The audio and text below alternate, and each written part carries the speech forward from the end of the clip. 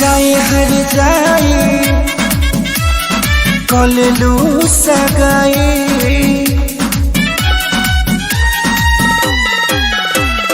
जाए हर जाए कललू सगाई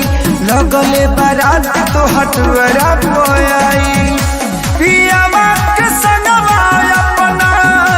रहबू सुकून में बेवफाई भरल बा तोरा खून में गली सुन के चल जाइए जून में बेवफाई भरल बा तोरा खून में गली सुन के चल जाइए जून में।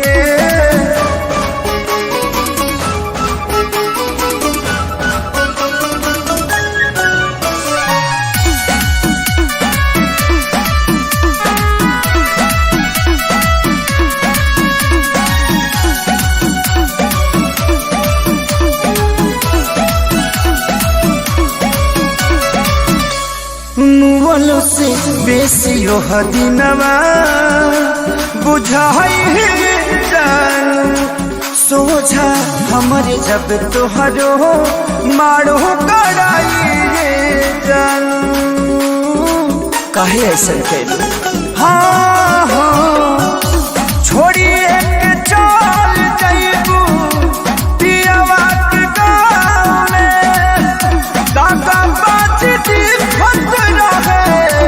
तुहरा स्वभाव में तू तो जान मगन बारू अपने ही धुन में बेवफाई भरल बा तोरा खून में गली सुन के चल जाइए जून में बेवफाई भरल बा तोरा खून में गली सुन के चल जाइए जून में।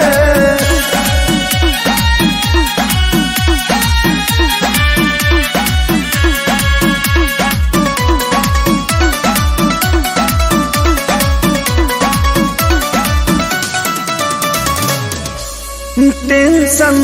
ना ल तू सोना तुहरा बीच में न आइबे हो दुखवा होई जरूर जानू बाकी दूरे चले जाइबे हो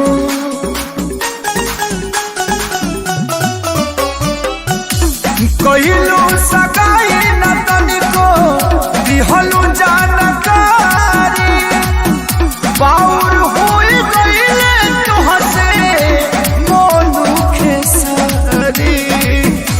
हनीमून मनइबो जाके अब देहरादून में बेवफाई भरल बा तोरा